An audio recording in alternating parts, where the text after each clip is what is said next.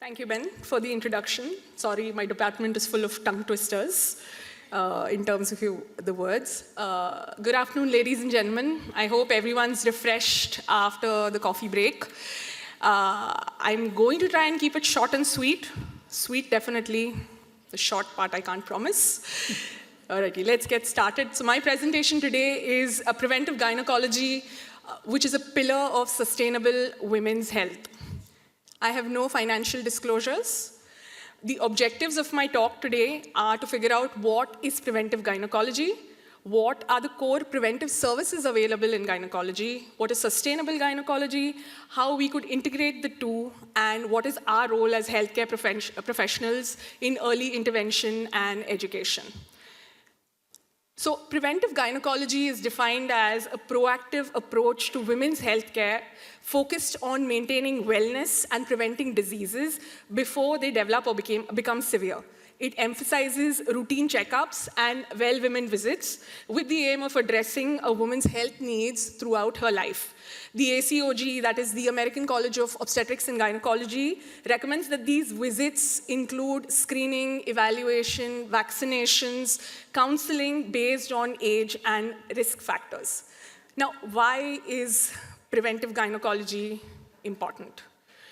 As we all know, the life expectancy of both men and women are on the rise in this day and age, thanks to longevity and wellness and people taking onus of their health.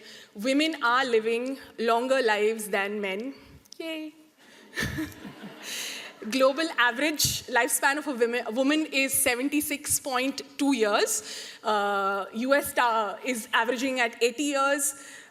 Korea and Japan are averaging at 87 years. So which means, like Dr. Quinter said, you're living longer, you're living with the risk factors for longer, and you have chances of that developing into disease, and you living with consequences of those disease for longer. So one of the few morbidities that affect women are cancers. So if you look at my slide, it is a list of all gynae cancers, starting from cervical, uterine, ovarian, vulval, vaginal cancer. The bar in blue is the number of new cases detected for those cancers, and this data is from the Globocan from 2022. And the orange bar is the number of deaths because of those cancers. We are living in 2025, and the numbers of deaths are still very, very high. So this means something needs to change somewhere. These are global causes of morbidity in women overall. So cardiovascular disease remains the number one on the list, followed by a close second with cancers, and then osteoporotic fractures, which lead to morbidity and in some cases mortality as well.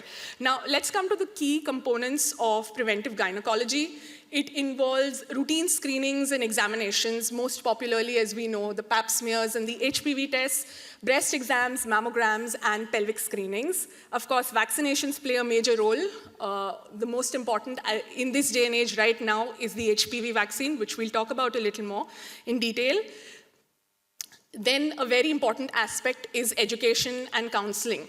Talking about menstrual health, reproductive health, sexual health, which not too many people want to talk about or are shy to talk about, safe sex practices, contraceptive practices, prevention of unwanted pregnancies, and prevention of sexually transmitted infections, talking about fertility management and pro-pregnancy health, and then, of course, perimenopause and menopause symptoms and hormonal changes throughout your lifetime. The other important aspect is risk assessment through your social history, family history, lifestyle, dietary habits. So you can pick up risk factors from there and kind of get a know-how of what we would need to do or tailor-made a treatment plan for a particular person. Screening for other health issues which are not related to gynecology. So mental health, very, very important. Cardiovascular health, say screenings like colonoscopy, things like that. So let's talk about each of this a little bit in detail. So let's talk about first cervical cancer prevention. Cervical cancer is the 4th leading cause of cancer-related death among women worldwide. As per the Globocan in 2022, there were 660,000 new cases of cervical cancer that were diagnosed and 350,000 deaths. for a cancer that is 99.8% preventable. 99.8% preventable, and this is the state that we are in right now. 99.7% of cervical cancer cases are caused by HPV, or human papilloma virus. How would we approach prevention is through screening and vaccination. Let's look at screening a little bit. So 3 main aspects or 3 main types of screening that are available. The most popular is the Pap smear, the HPV test, or a Pap with an HPV, which is called a co-test. Then this is what is most popularly used on island. In all probability, the only modality of screening that we as providers provide on island. Then you have the VIA or VILI, the one with the pictures. Oh, sorry. That one. So this is particularly used in low resource settings, countries where there's not too much of resources available. We eliminate the middleman here being the pathologist and the pathology lab. We will screen the women by looking at their cervix. The picture that you're seeing, the pretty little blob there, is the cervix. So we look at the cervix with 2 dyes. One is acetic acid and the other is Lugol's iodine. Acetic acid is nothing but store-bought vinegar. Of course, we use glacial acetic acid, but store-bought vinegar works just fine. Lugol's iodine is also cheap and available very freely. So in these cases, we see them, we find the lesions, and we treat them on the spot. So these services can be applied for almost free. So these are helpful in third world countries where, like I said, resource-poor countries. Now, I want you to look at these self-collection HPV kits. These are fairly new, very exciting. Reason being, there are still some women who would not prefer to come in for screening Pap smears. Maybe they are traumatized by a previous Pap smear. How many women can correlate to that? I know I can. So traumatized by previous Pap smears, religious beliefs, they don't want to come in, sexual abuse, or trauma in some form. That's where these kits come into play. Up until this year, it was only approved for use in office settings. So the woman would have to come in, take a self-sample, and give it back to the office. From May 2025, it has been FDA approved for home use. So a woman can order the kit home, get the sample, collect the sample, and send it off back to the lab. Now, if you look at studies, the sensitivity and specificity for these self-collection kits are slightly lower than your routine Pap smear and HPV testing. But why this works is because of the sheer volume of patients who would choose to use it. So because I have that much of a volume, that's why I'm going to pick up more. This is the ideology behind doing these tests. It's something better than nothing, right? Okay, so quickly coming to the cervical cancer screening guidelines. As per the American Cancer Society, screening starts at the age of 25. No screening before the age of 25 unless she is immunocompromised. Between the ages of 25 and 65, it's Pap smear screening every 3 years, or an HPV test alone every 5 years, or a co-test, which is a Pap with an HPV test every 5 years. There is no indication to do a Pap smear every year. At the age of 65, screenings can stop, provided you've been doing screenings regularly for the last 10 years and you've not had any negative reports for the last 10 years. Anyone who has a cervix needs to be screened, whether she identifies as female or she is transgender male with an intact cervix, or non-binary people, they still need to have a screening done. Whether you're in a heterosexual or a homosexual relationship, you need to have a screening done. Whether you've taken the HPV vaccine or not, you have to have a screening done. Only women who've had a hysterectomy, a total hysterectomy where the cervix has been removed, for, say for instance, for a fibroid or for endometriosis. These are the women where we do not advocate any further Pap smear screenings. Now next, let's come to vaccinations. This is what is the need of the hour right now. Gardasil 9 is the vaccine that's available worldwide, almost everywhere worldwide, let's put it that way, and available freely in the Cayman Islands up to the age of 25. Now, how the vaccine works is by introducing virus-like particles in the system. The body produces antibodies to these virus-like particles, and then when the actual HPV enters your system, it produces antibodies against the HPV and removes it out. Now, earlier we used to use a 3-dose regimen, then we came down to 2 doses, but now we have found that we are good with a single dose of HPV up to the age of 25 for both boys and girls. There's been extensive research. I did not want to put up too many studies, owing to our general crowd. So extensive research to show that a single dose of the vaccine works. And like I said, vaccination is free of cost in the Cayman Islands. It's a part of the vaccination schedule. It's available through the Ministry of Health, Environment and Sustainability in partnership with Public Health, the Cayman Islands Cancer Society, and of course the private clinics. So we need to take advantage of this. So us as providers need to spread this message out there, all right? Now, why are we talking so much about cervical cancer prevention? It's because of this slide. So WHO in 2020 came up with a global strategy to eliminate cervical cancer by the year 2030, which means to reduce the incidence of cervical cancer to less than 4 cases in 100,000 women. The model that it would follow had to be the 90-70-90 model, which means 90% of girls under the age of 15 should have been vaccinated. 70% of women by the age of 35 should have had a screening with a high performance screening test, and again by the age of 45. And then again, the other 90 is 90% of cervical intraepithelial lesions should be treated, and 90% of women with cervical cancer should be well managed. That's the only way that we would achieve the elimination. The countries, we're still nowhere close to reaching this target. As you can see, UK has said that they're probably going to achieve this by 2040. USA has said 2038 to 2046, but that timeline can be brought down if the 90% vaccination is achieved, and Australia is at 2035 for now. All right, moving on to breast cancer. Not prevention, but early detection in cases of breast cancer. We all know that this is Breast Cancer Awareness Month. Did you know that every minute 4 women in the world are diagnosed with breast cancer? The global burden is 2.3 million cases with 670,000 deaths. This is a huge number. If we look at risk factors for breast cancer, we have 2 kinds of risk factors, modifiable and non-modifiable. Non-modifiable meaning things which are not under our control. Gender, race, ethnicity, family history, things like that. Versus modifiable risk factors, which are in green: obesity, alcohol intake, smoking, lifestyle, exercise, use of birth control pills or hormone replacement therapy. Now, when I put in this, that birth control pills and hormone replacement therapy, the take-home message from here is not that we should not be using hormones because it causes breast cancer.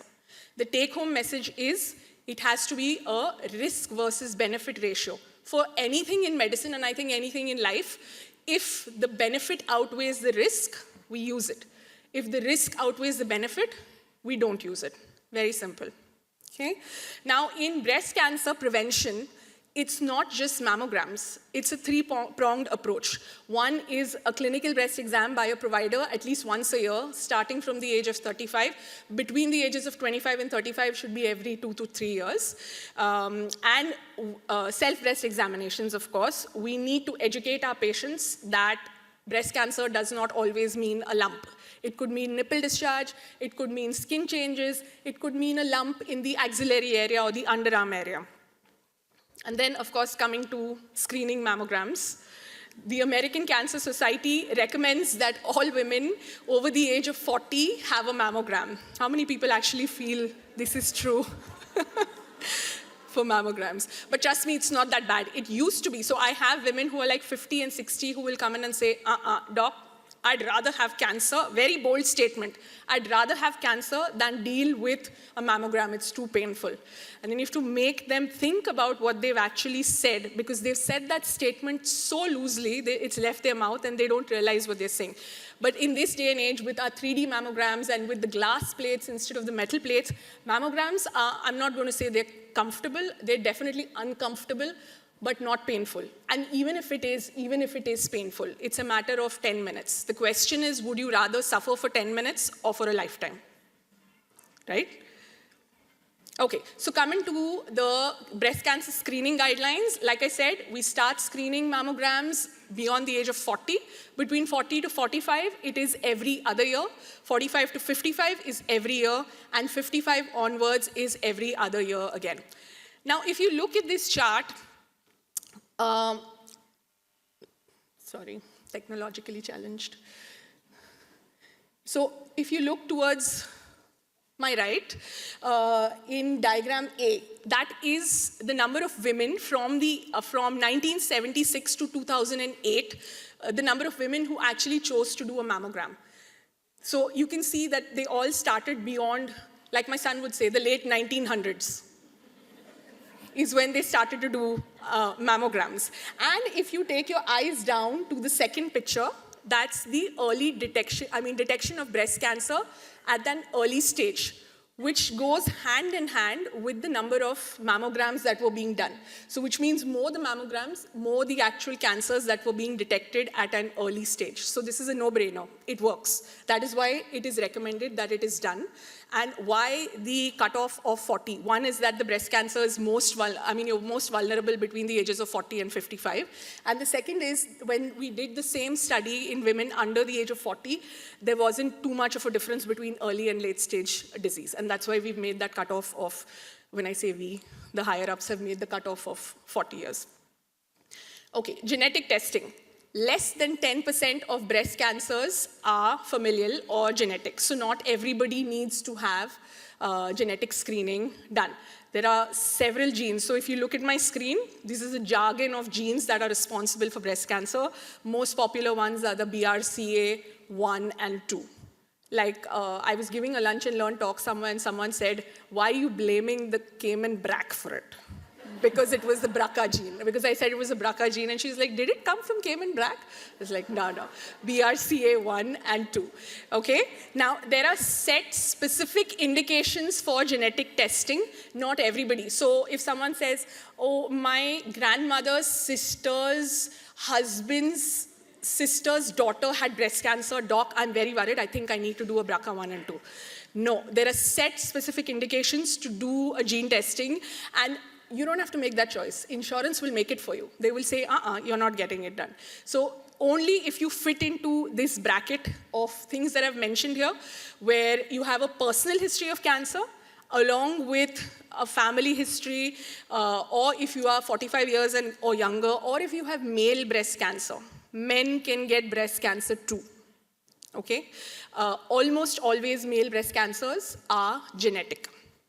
All right, so I'm not going to go into the details of this, but like I was saying in the beginning, breast cancer screening is a three-pronged approach where you have breast imaging, clinical breast examination by your provider, and a breast self-exam. And the center little circle is the position of strength. That is what we want to achieve. Now, moving on to endometrial and ovarian cancer. The global burden is around 420,000 for endometrial and 320 for ovarian cancer, and the deaths are around 100,000 for endometrial and 200,000 for ovarian cancer. Unfortunately, we don't have any robust screening guidelines. This is more of a high-risk screening. For instance, for endometrial cancer, women who have polycystic ovarian syndrome, not seeing their periods spontaneously for more than 3 months, and with a thickened lining, are a candidate for endometrial biopsies. Someone who's having repeated bleeding episodes, heavy bleeding, or abnormal uterine bleeding, as we call it, or bleeding after menopause, are some of the indications for us to do an endometrial screening. In cases of ovarian cancer, one of the most elusive cancers in gynecology, does not have any symptoms up until stage 3 and 4, where things are almost dismal and too late. In early stages, very vague symptoms, bloating, back pain, dizziness, fullness, something which will never make the person reach an OBGYN. Sometimes even if she reaches an OBGYN, I'll be like, no, nothing, just acidity, go back home. So these are the things. So most of the ovarian cancer cases that are picked up in stage 1 or early are incidental findings, because we've done an ultrasound because she was bleeding, or she's just come for her well-woman visit. So we need to have a high index of suspicion. This is for both my OBGYN colleagues and my family physician and GP colleagues as well, to have a high index of suspicion for ovarian cancer. Not necessarily, again, that all ovarian cancers are genetic. Now, let's move from cancers to sexually transmitted infections. We're talking about prevention today, okay? The main cause, as per me, this is too busy. The main cause, as per me, for why sexually transmitted infections are so prevalent is the lack of proper sex education, is the lack of people wanting to talk about it. And of course, infidelity. Trust me, there's more than 75% of this island is positive for herpes, genital herpes, and they don't even know it. So it's that bad. Now, if you look at this slide, those graphs, most of the STIs are prevalent in the younger age groups, between 15 and 24 years. Only HIV, syphilis, and genital herpes are more beyond the age of 25. As per the healthcare burden, around $1.1 billion are direct medical costs towards syphilis, chlamydia, and gonorrhea, of which 25% women make up 25% of those costs, and the younger age group, the youth, make up another 26% of the cost. If we look at the global distribution, it's not seeing any race or any ethnicity. Whether you're Asian, whether you're black, whether you're white, you could be of any skin color, chlamydia, gonorrhea, herpes, top on the list for everything. Again, another busy graph here, basically just saying that chlamydia and gonorrhea, #1 causes for subfertility, maternal sepsis, because they block the tubes. So infertility, or subfertility as we call it, and maternal sepsis. Now, moving on to contraception, or preventing unwanted pregnancies. Now, this is a global chart of where the contraceptive needs are not met. So things which are in brown and red are the areas where contraception is not so popular, not so freely available to women who desire it. And these are women who are sexually active in relationships or who have just had a baby. What I want you to look at is this one, where this is a chart where oral contraception is available. It's available all throughout the world. The areas marked in blue are the areas where it's available without a prescription. Formally, you can just go to the pharmacy and pick up a birth control. Versus the areas in red, the developed nations, or the Western Hemisphere, as we would like to call it, are the areas where you would need a prescription from a doctor to get birth control. Imagine if we were able to procure birth control pills, not morning after pills. Procure birth control pills without a doctor's prescription. Wouldn't that be so much better than women trying to use the emergency contraception or the morning after pill as a routine birth control and then coming in with unwanted pregnancies? So the ACOG's recommendation is that we should try and make OC pills, or combined oral contraceptive pills, available over the counter to prevent delays in contraception and prevent unwanted pregnancies, with a caveat that the insurance company should still cover it. Because the minute you say over the counter, insurance puts their hands up and say, no, we don't want to cover it. So if that happens, then it's counterproductive, because birth control pills are expensive. So if the insurance would cover it as an over-the-counter medication, this should be top on the list. It's pretty safe to use, very effective, and prevents women from using this as, using morning after pills as routine contraception. Think about it. 16-year-old girls are not able to come in because they're probably shy. They're under their parents' insurance, and the parents will receive an EOB that this is why she went and saw a gynecologist. Why did she go and see a gynecologist? So that's the reason she's not coming in, but she ends up with an unwanted pregnancy. Right? The other conditions for prevention that we can talk about are polycystic ovarian syndrome, endometriosis. These are hormonal conditions where we try and regulate their hormones from an early age. When we talk about perimenopause and menopause, we're talking mainly about bone health, cardiovascular health, and mental health. We've heard time and again that estrogen is the all, end all, know all for a woman, for everything, from head to toe, from the tip of your hair to the tip of your toe. And of course, unrelated to menopause, you have cardiovascular health and mental health, like I was talking about. When we talk about life approaches, it's all dependent on your age. So to an adolescent, you would discuss safe sex practices, STI preventions, vaccinations. In your reproductive age, we're talking about the vaccination again, STI prevention, fertility planning, contraception, pap smears, other screenings. Midlife is again all your screenings, and when you're, let's not use the word, aging like fine wine is when you talk about menopause, osteoporosis, cardiovascular health. All right. Now, the importance of preventive gynecology. We've just gone through everything. So early disease detection. Isn't it simple? You prevent cervical cancer and breast cancer, and you're good for the rest of your life. Wouldn't you rather prevent than treat something so disastrous? And it's not only the patient, it's her family, it's everything. You're draining her financially, mentally, everything. So it's a no-brainer. Early detection, early disease detection, proactive health management. Do not react, act so that we can pick up things early. Empower women, send them out with knowledge so that they know, oh, I need to come in for my screenings. I don't need to come in every year for a pap smear. I'm good to come in every 3 years or 5 years. I need to go and tell my friends, oh, my son had the vaccine. Did your daughter have the vaccine? Did you take the vaccine? Promote reproductive and sexual health. Talk more about sex. It's one of the most natural things on planet Earth. It is the reason why all of us are here. Talk about it. No, women do not want to open up, and unfortunately, us as providers also sometimes shy away from talking about important things. Talk about it. And holistic health approach. I don't know how many of my OBGYN colleagues would agree with me, but for quite a lot of women patients, we tend to be their primary care physicians. So they would tend to come to us for, things unrelated to OBGYN, like a cough, cold, headache. Things like that. So they treat us as their primary care physicians, so we have that responsibility, or we have that opportunity to help them all. Now, when we talk about the patient's perspective, like I said, the annual visits provide a safe space to discuss all of their health needs, and we can then plan a personalized care for them.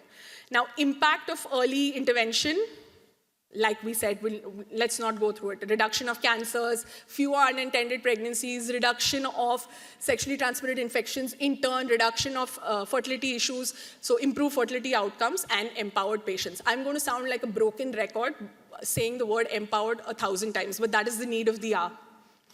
Okay? Now, let's move on to sustainable gynecology. What is sustainable gynecology?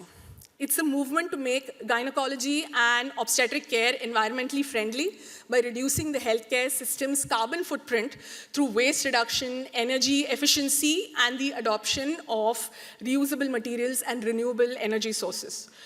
Healthcare contributes to around 4.6% of the global greenhouse emissions, and the operating rooms are like a big chunk of those. Sustainable gynecology integrates eco-friendly practices without compromising patient safety. The three most important things are it needs to be effective, equitable, and environmentally conscious to be sustainable. So these were what we said. So how do we make things cost-effective and reduce long-term impact? Prevention. Focus on prevention. Invest in prevention.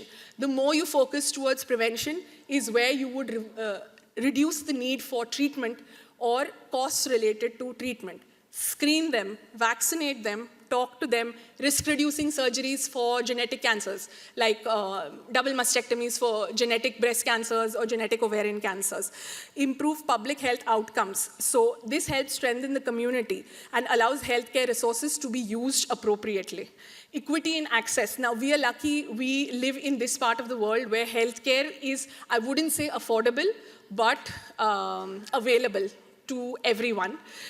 We need to bridge the gap between it being available and affordable.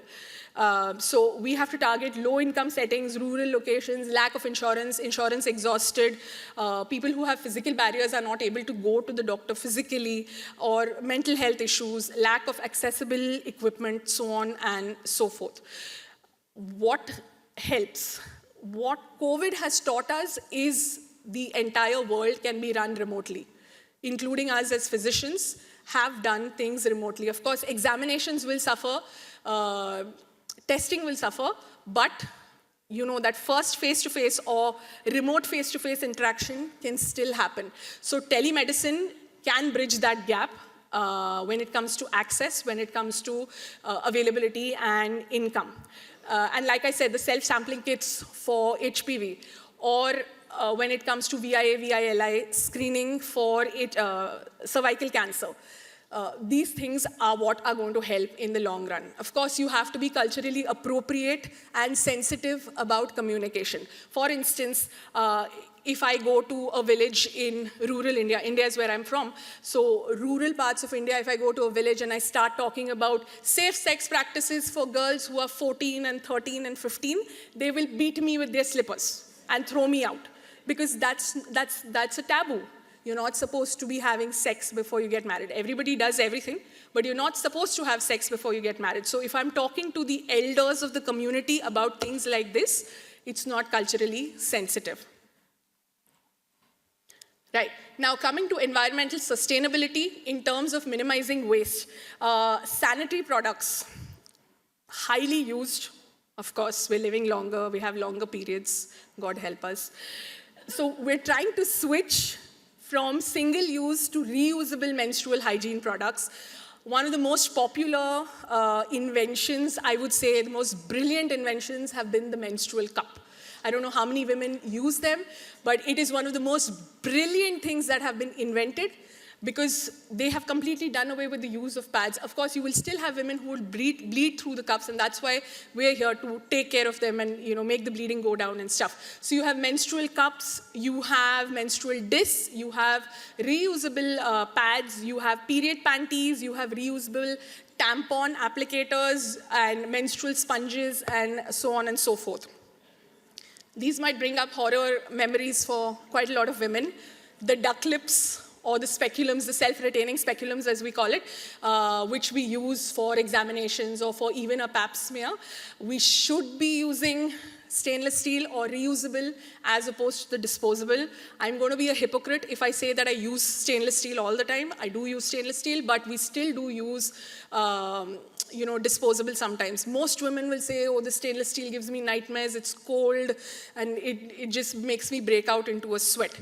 But the need of the hour is, every examination, if I'm seeing 15, 20 patients a day, that means I'm throwing away 20 speculums, where I could have used probably 10 speculums or 15, 20 speculums for that day and reused it the next day. As long as our sterility and sterilization is optimum, we are good to use, or we should be using, reusable speculums. Speaking of this, we now have companies which are still in the disposable market, single-use speculums, which are being more eco-friendly, trying to reduce the carbon footprint. So for providers who would be more comfortable using speculums which are disposable or single-use, we should probably look at something like that. Currently, there are probably only 1 or 2 players in the market. So costs will definitely be an issue when it comes to these eco-friendly disposable speculums, but maybe eventually when their patent expires and things like that is when things might settle for us. Okay, so we need to try and minimize operating room wastage by, again, switching over to reusable than disposable. Our OT or operating theater equipment should not look like this. We shouldn't be using disposable plastic single use. It should rather look like this, stainless steel on the right. So as non-eco-friendly as this looks, all of the plastic tubings and everything on this trolley is sterilizable and reusable. So this is what we need to move towards. Of course, just these drapes are not, but the gown that maybe the scrub nurse is wearing is also sterilizable.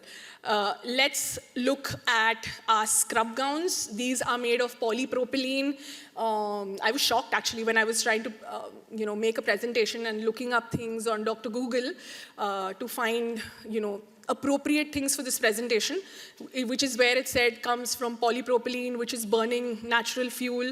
We know it's coming from China. No shade to China. We're using most of the things from there, but it comes at a price of child abuse, labor abuse, at a price of, even though cost to me is low, but imagine shipping it all the way from the other side of the world, the shipping industry, either the air or the ships. How much of fuel is being burnt just for these equipments to come here? and we just use it and dispose it. Oh, it's not tied properly. Oh, this string is broken. Let me throw it and use another one. How callous are we when we come to using things like this?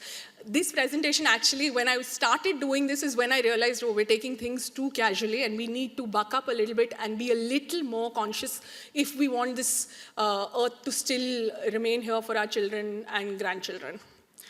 So we should be using reusable drapes, OT sheets. I don't know if any of the hospitals here are using this. I don't think so.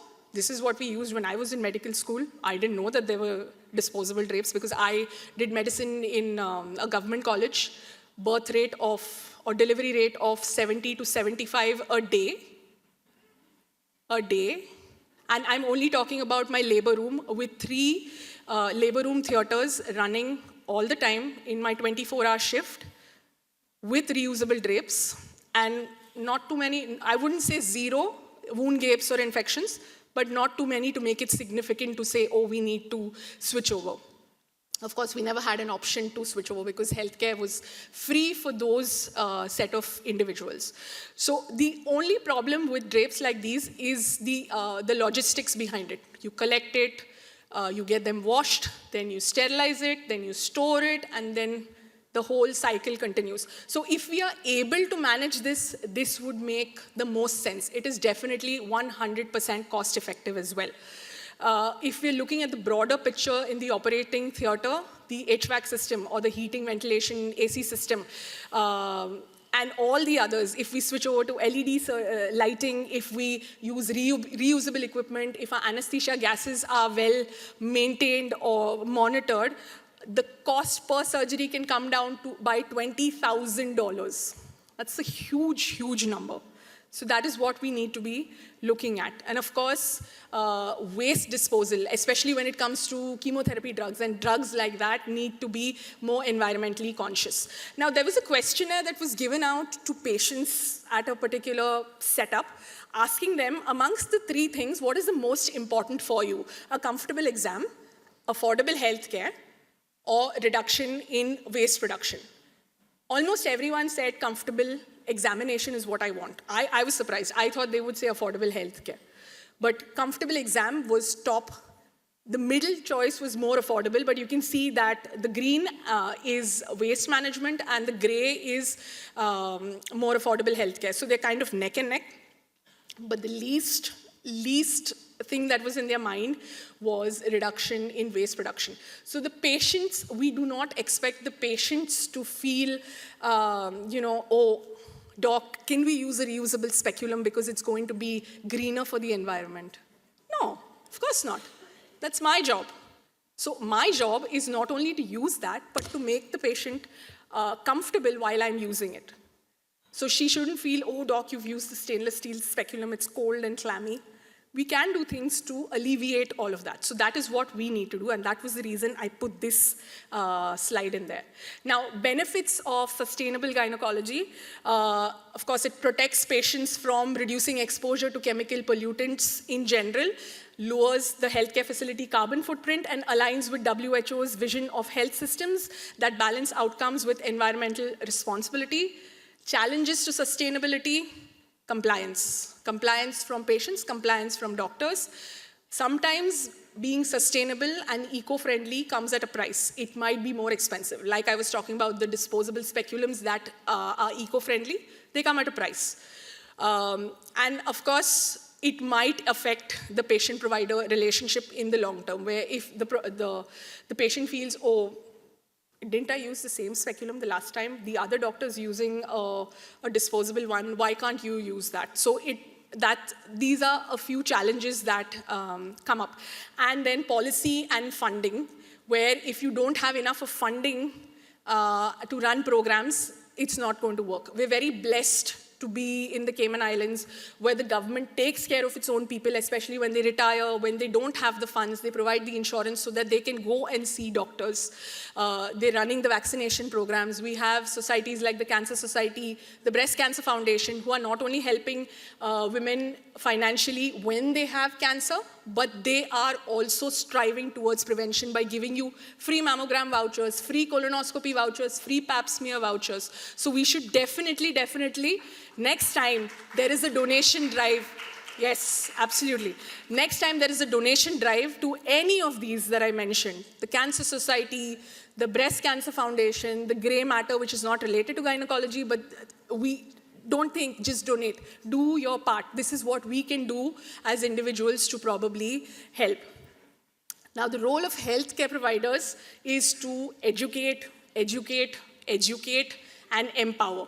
Give the woman knowledge and send them out in the world. I feel like I'm speaking about my child. Oh, give him the knowledge and send him out in the world. But yes, this is what we need. We need your patients to go out, our patients to go out. If she talks to the next one, I don't want her to say, oh, Dr. Pooja was so good, you should go see her. I want her to go and say, do you know what? She told me there was something about HPV vaccine. I don't remember, but she said you have to get it done. You have questions, you should ask her. She had information about it. That is what I want. That is the need of the hour. That we need our patients to be talking more and becoming more knowledgeable. For example, let me give you an example. Perimenopause and menopause is becoming the talk of the hour right now, and rightly so. Because our mothers, our grandmothers never spoke about it. They only said, oh, this is something that you have to deal with. It'll happen for a few years and then you'll get better. But that's not true. You do not have to suffer. So same way, the more we talk about it, the more people will know about it. So that is what is our role as healthcare professionals. And of course, normalize gynecological discussions, normalize discussions about sex. I'm going to say it again. Collaborate amongst specialties. So if the patient comes and says, or you have identified that she has a high risk for cardiovascular disease or for mental health, pick up the phone and speak to your colleague.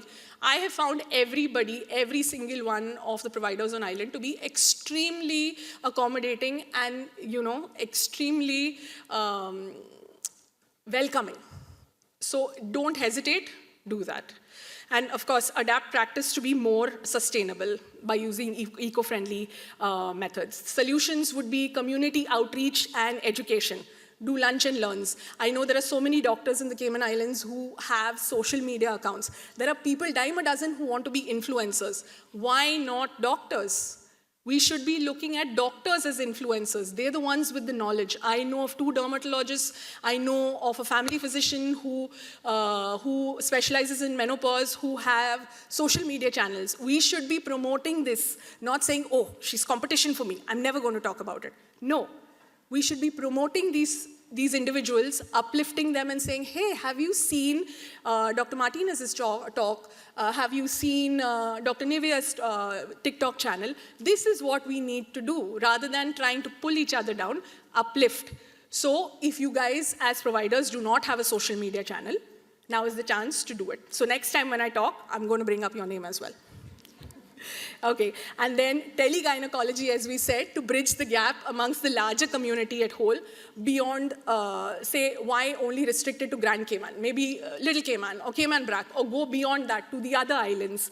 Larger perspective, areas where resources are not that freely available. AI, integrating AI so that risk can be picked up faster and can be dealt with. For instance, after a cervical cancer screening, the next step is a colposcopy. Colposcopy is where we look at the cervix, apply dyes, identify areas, and then take biopsies. Now what AI has done, if I'm in doubt whether it's a grade 1, grade 2 lesion, AI will say, it's a grade 2 lesion. So we deal with it accordingly. I'm not saying we completely should be trusting of AI 100%. It has to be a collaboration between both, right?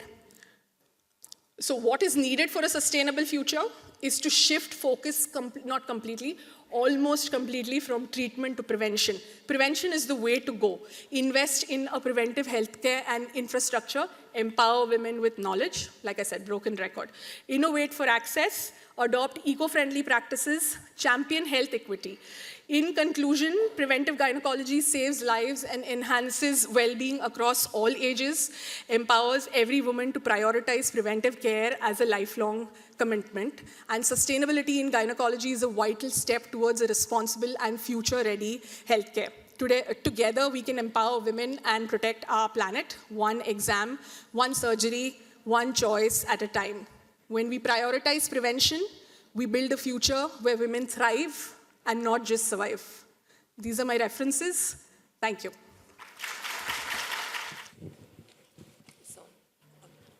Sorry, it's a comment rather than a question. Dr. Watkin, paediatrician on Ireland. I don't think that sex is talked about freely here in Cayman. I think there are lots of families who don't want to talk about sex with their children, and yet there are children or young people who are having sex. And it's very scary for a young person having sex on this island. If you come to see your paediatrician's not allowed to see you, theoretically, unless your parent is there. Number two, if you do come and your paediatrician will see you without your parent, then it's going to be shown on your family's insurance. And if your family are good at looking at their insurance policy, they will know that their child has been to see you. And certainly, in the past, we have had, in a broad sense, not just me personally, parents who have contacted their doctor to ask why their daughter has been seen and asked explicitly to know what that's about. So one way around that, and I know the government do it by giving free condoms in certain schools, but I do agree that oral contraception should be available for certain members of the population. We're not going to stop our children having sex. If they want to have sex, they're going to have it. What we want to stop is unwanted pregnancies. But that's not something we can do. That's something that government has to think about. But I think it's something we should be thinking about. Absolutely. I 100% agree with what Dr. Watkins says. We should not try and stop our kids from having sex. It's inevitable. I don't know about you. We've all been there and done that. I was a rebellious child. My mom told me, no, you can't do this. I did this, and more. So it is going to happen. What you should rather say, or what I would have rather appreciated from my folks would be, hey, this is natural to happen. This is what you should do in case this happens. You should be good to come in and talk to me. It works both ways. I've had women who've come in with their daughters very proactively saying, Doc, she's 14. I'm not sure if she's sexually active. She says she's not, but I would rather that she's on some form of contraception rather than not. Versus, I've had mothers of 16-year-olds come in storming, saying, I found out that she had sex, and this is the last time. We need to do something. Make it that she can't have sex anymore. And I was like, how? So that's what. So we have this. It actually warms my heart when mothers come in with their daughters to say, hey, I think it's time to have a chat. I am not very well equipped to have that chat with you about contraception, about safe sex practices. So that is why I have brought you to my gynecologist, who probably will make that conversation a little better. So I'm 100% with what Dr. Watkins says. Something needs to change somewhere in terms of the insurance, in terms of the way we are handling things, where younger girls feel that they can come in safely and have a chat about it. I think we have another question over here. Thanks, Dr. Pooja. Just a message perhaps the government and other gynecologists could look at is to have free family planning clinics. I mean, they exist all over the world, and nobody has to know that anyone's been there. They can also do STI testing. And the other thing is that primary care physicians do this all the time, and insurance is quite often, a wellness check. So, most preventative gynecology actually is done by primary care physicians, not by specialists. Yes. We have another one here. Just a little bit of a statement. A lot of the focus is on women and us being in control of contraception and talking to our girls and our daughters. there's somebody else in the equation that's responsible for creating life. So there needs to be that conversation as well, not just focusing on what women have to do, but the part that males play as well. As the mother of 3 sons, I had to educate 3 boys on what not to do. By the age of 13, they all had lessons on how to put on a condom in the dark. So We need to give it up to her for this. This is what we need. So I made it a joke, but it is, I was very aware of the fact that I did not want to be a grandmother before the age of 40, and I'm not. But there has to be that education as well. A little tidbit that I read online which made sense, sorry I'm taking up some time, is women using contraception. She has sex once, she gets pregnant, and then she cannot get pregnant again for the next 9 months. She gets impregnated by one person, versus on the other side, now that boy can impregnate at least 90,000 of women in the same time. So the focus for contraception needs to change from, Unfortunately, it's not that easy. They're working hard on it, or so they say, to focus on men's contraception. But how many people have you found as providers, as partners, who are willing and saying, yes, do not use contraception, I will use a condom? No, barely any. Or who will say, you've done your bit, you've had the babies, I will have a vasectomy. Absolutely not. I'm telling you from my, this is not pointing fingers at anyone. Indian men, Caribbean men, very alike. It's a sign of their masculinity. If they have a vasectomy, it means that they're not a man anymore. I've had so many women say, bring in your men, let me have that conversation with them about masculinity and potency and all of those things. White men, on the other hand, I have found, are a little more sensitive on that aspect, because I've seen the women say, you're not having the snip, I'm not having sex. Simple. But with us, somehow we are still slightly subdued. We shouldn't be. So this is the time. Get up. If somebody feels like your partner needs to have a vasectomy and they're not listening, my contact information is there. Come find me. Okay, I think we have one more. Oh, good evening. My question is, with the advent of vaccination denial and refusal on the rise, do you see a rise or a decline in accessing the HPV vaccine by community members? So this is a very good question. As for all the vaccines, the HPV also is met with resistance. Unfortunately, the talk about HPV vaccines have come in now, just after the COVID vaccine. Not too many people liked the COVID vaccine. They had a ton of problems after it. My OPD numbers went up significantly thanks to the COVID vaccine because of period issues that it caused, not short-term, but long-term. Proven period issues because of the COVID vaccine. So now when you have any talk, the minute you utter the word vaccine, the first thing they say is, don't talk about vaccines, I'm done. That COVID vaccine was it, I'm not going to have any other vaccine. Then you have to tell them, no, this is not something which sprung up overnight, that was the need of the hour, and that's why that vaccine came up. You have to have a conversation that this vaccine has been around for more than 40 years, well studied. The first set of girls who were given the vaccines are now probably older than I am, 40-something, I'm young. So these girls, none of them have had cervical intraepithelial lesions, none of them have had cervical cancer.